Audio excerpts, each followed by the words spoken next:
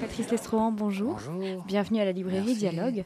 Vous venez aujourd'hui nous présenter Le XXe siècle en 2000 dessins de presse, un ouvrage paru aux éditions Les Arènes en novembre dernier.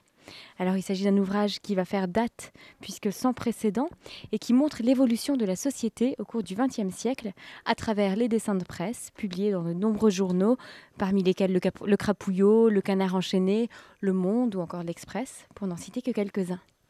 Alors à travers ces dessins, on découvre ou on redécouvre un siècle mouvementé, souvent traumatisant, parfois souriant, mais en tout cas foisonnant de faits, certains qui ont marqué notre mémoire, d'autres quelque peu oubliés.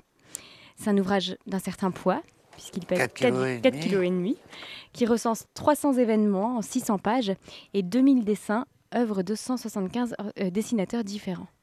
Alors tout d'abord, quelle a été la genèse de cet ouvrage et comment et pourquoi avez-vous décidé de vous lancer dans cette aventure en compagnie de Jacques Lamal?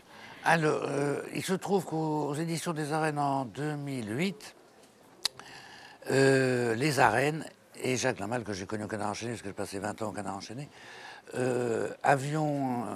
j'ai été associé à ce projet ensuite, avaient imaginé de faire un gros livre qui était 50 ans de 5e République en 2000 dessins du Canard enchaîné. Moi, à l'époque, j'ai rédigé à peu près 60% du texte. C'était donc un livre fait par des gens du Canard qui parlaient du Canard beaucoup, et de la 5e République du Canard, et qui s'adressaient plutôt de préférence aux lecteurs du Canard. Et il se trouve que ce livre a marché vraiment du feu de Dieu, ça a marché, c'est extrêmement bien vendu. Il a été retiré l'année suivante à un prix moindre, mais avec exactement le même contenu. Il a à nouveau très bien marché, et c'est ce qui a donné l'idée de dire, mais pourquoi pas faire alors la traversée du siècle, car vous l'avez très bien dit tout à l'heure, ce n'est pas du tout une histoire du dessin au XXe siècle, c'est au contraire, en effet, le XXe siècle à travers le dessin et les dessinateurs du XXe siècle. Voilà.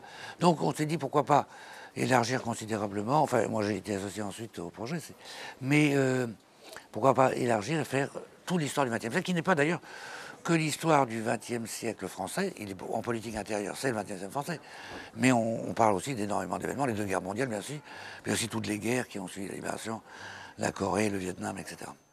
Alors tous les dessins sont classés en différentes thématiques et dans l'ordre chronologique. Comment est-ce que vous les avez choisis, ces thématiques? Alors je dois avouer, et là je ne peux pas répondre complètement à votre question, car moi je ne suis l'auteur que des textes.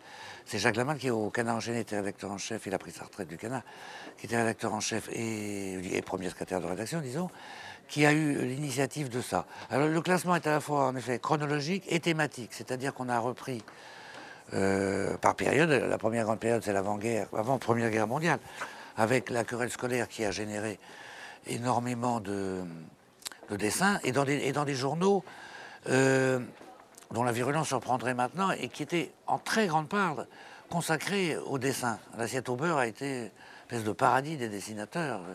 Les dessinateurs se bousculaient pour avoir un dessin dans l'assiette au beurre. Il y a eu le rire, alors plus marqué côté patriotaire de la baïonnette.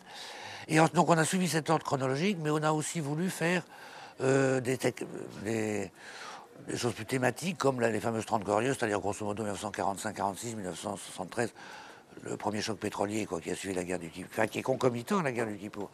Et puis aussi mai 68, la pollution, voilà. Alors tout au long de l'ouvrage, on découvre de nombreux dessins de presse qui apparaissent comme un véritable baromètre de la société.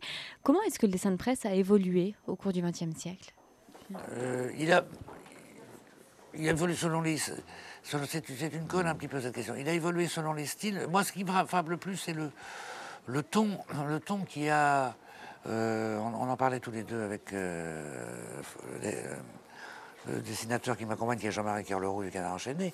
Est-ce qu'il y a eu... on hésitait sur le mot. Est-ce qu'il y a eu un affadissement du dessin? En tout cas, on peut constater que dans les 20 premières années du siècle, même toute l'avant-guerre, il y a sans doute une virulence qu'on retrouve moins maintenant. Peut-être le dessin s'est fait un petit peu plus concentré, ce qui ne veut pas dire qu'il n'y a pas des dessins très forts, je pense à la guerre du Vietnam ou mai 68, qui ont été de grands moments aussi de dessin de presse, mais qui correspondaient à de grands événements. Peut-être le dessin a peut-être un peu perdu, oui, de sa virulence. Mais il y a quand même une inventivité très grande qui se poursuit. Ce que je dis toujours, moi, ce qui m'a frappé, j'ai rencontré, je travaille dans plusieurs journaux, mais l'Observateur, il y avait deux, trois dessinateurs, et puis c'était de bons dessinateurs, mais la priorité ne leur était pas donnée. Donc j'ai vraiment découvert le foisonnement des dessinateurs au Canard, où il y en a un certain nombre. Et ce qui m'a toujours frappé chez les dessinateurs, c'est qu'ils dessinent tout le temps. Je veux dire, des gens qui écrivent, ils n'écrivent pas tout le temps, ils n'écrivent pas au restaurant, ils n'écrivent pas dans le métro, ils peuvent, des fanas. Un dessinateur, ça dessine tout le temps. Je veux dire, moi j'ai fait plusieurs voyages en train avec Camus, mais il n'arrête pas. Je veux dire, et il lui arrive même, Camus, il lui arrive même de dessiner dans sa poche tout en discutant avec quelqu'un.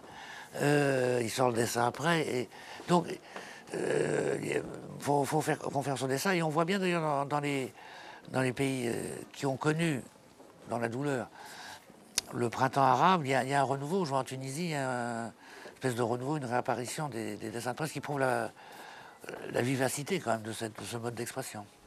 Alors dans la préface de l'ouvrage, Patrick Rambaud cite Napoléon qui disait qu'un bon croquis vaut mieux qu'un long discours, une phrase qui est amplement illustrée par les nombreux dessins de ce magnifique ouvrage. Mais finalement, pour vous, qu'est-ce qui fait un bon dessin de presse? Alors, la phrase, si on la transpose au dessin de presse, la phrase de Napoléon, c'est moi ce que j'appelle le dessin édito, c'est-à-dire le dessin qui illustre parfaitement une situation. Je cite toujours le dessin de Kerleroux, qui pendant le génocide du Rwanda montre un Tutsi avec une machette dans le crâne et qui dit je m'en fous, de toute façon j'avais le sida, qui résume complètement une situation, c'est-à-dire une Afrique comme ça écrasée de malheur, et en plus il se greffe un génocide là-dessus. Donc c'est ce qu'on appelle, il y a à la fois les dessins qui peuvent peindre une situation, et puis le dessin qui, alors très franchement je pense que certains dessins valent bien des éditos de presse, parce que quand on fait un dessin, il faut aller, on a une économie de moyens, on peut pas, il y avait Moisan qui faisait des vraies fresques, mais à part du temps on a une économie de moyens, et il faut taper juste et au point sensible. Et un éditorial, on peut toujours tourner autour de lui pour revenir, repartir. Il y a des éditorialistes très brillants en France, c'est pas la question. Mais les dessinateurs sont contraints d'exprimer en quelques traits l'essence même d'un conflit, d'une réalité. Donc,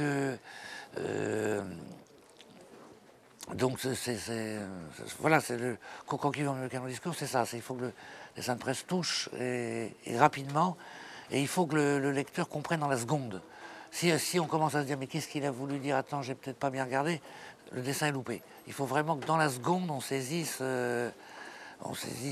voilà ce que c'est. Est-ce que vous avez un dessin favori que vous aimeriez partager avec nous? Oh, j'en ai plein, j'ai cité celui de Kerleroux, il y en a plein. Il y a le dessin de Cabu, vous savez, c'est le 11 septembre 2001. Il y a comment ça s'appelle, les avions qui font sur les tours de Trade Center. Il y a un chef trader qui se tourne vers ses traders qui leur dit vendez.